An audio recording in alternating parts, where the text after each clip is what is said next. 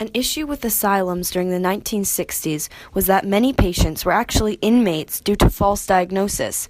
We saw this in the novel in which RP came from prison and was most likely not suitable to be on this ward because he didn't show any signs of mental health disorder. Patients in these hospitals were given antipsychotic drugs, which were first introduced in the 1960s, so they were very experimental.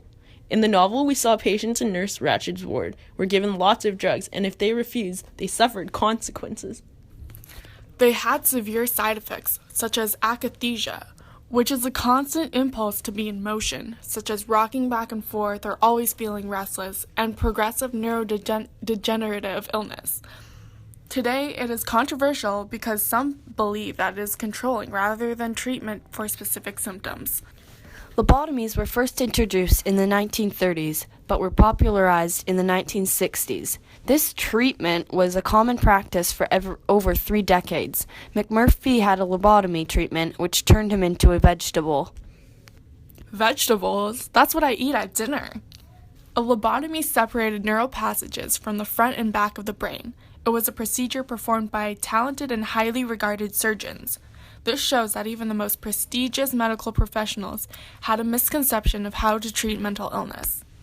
Through our research, we were able to find many connections between the setting of the book and real-life institutions that were running during the same time.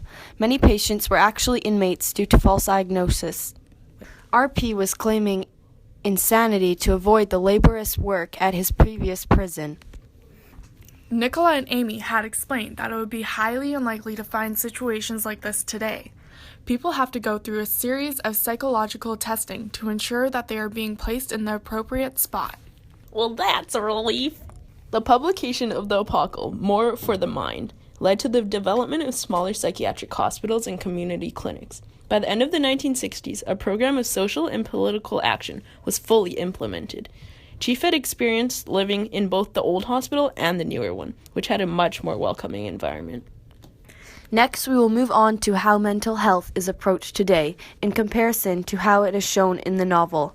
In the book, EST was frequently used as high voltages without anesthesia, causing the patients to feel like zombies for days. For example, McMurphy was shocked for 3 days in a row. Holy, that's electrifying! Now EST treatments are less common and there are long-term risks associated with this form of treatment. It can cause memory problems and permanent brain damage. Presently, it is only used at low voltages with anesthesia. It has shown to be very effective, as 75 to 85% of the patients recover from their symptoms after treatment. As previously mentioned, in the book, Dilaton was used as an anti-seizure medication. Patients often took pills without knowing what they were. Since the book is told from the perspective of Bromden, who is a patient, we know very little about the drugs that were used. For example, on page 26, Bromden described a scene of a patient questioning his medications. Wait just a shake, honey. What are these 2 little red capsules in here with my vitamin? In the novel, medication was the main strategy used to treat mental health. In modern times, research has shown that medication can be used to treat mental illnesses, but only when it is supplemented by frequent sessions of psychotherapy. Psychotherapy is now a major part of treatment. In the novel, patients never had individual therapy sessions.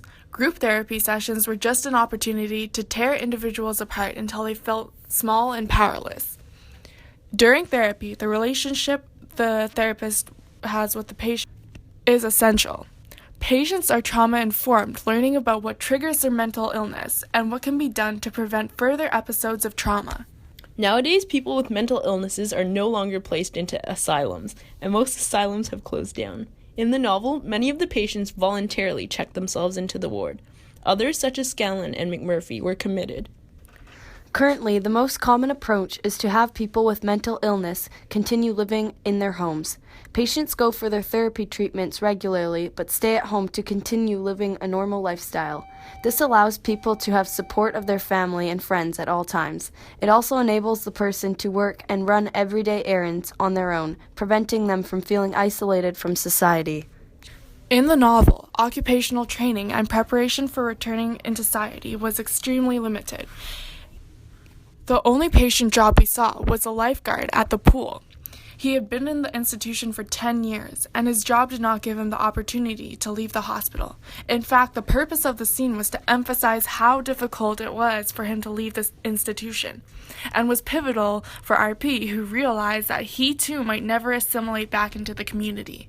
Whoa, imagine spending the rest of your life in the ward. In Nurse Ratch's ward, not a single man had a proper job. The men sat around all day, negatively impacting their mental health, as they felt useless and bored. This played a role in worsening their mental state. Presently, occupational support is a major part of therapy. Giving people volunteer or job opportunities in the community allows them to develop connections, gain employment skills, and make them feel welcomed into society.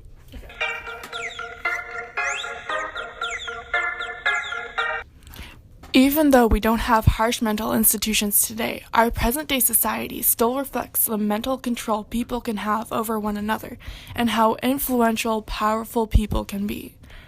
Stigma still exists, so has any real progress been made since the time setting of the book, or is society the bigger institution? Thank you for joining us today and taking the time to listen to our podcast. We hope you've learned more about the evolution of mental health practices and how it ties into our novel study, One Flew Over the Cuckoo's Nest. Wow, don't you feel like you know a lot more about mental health now, Andrea? Yeah!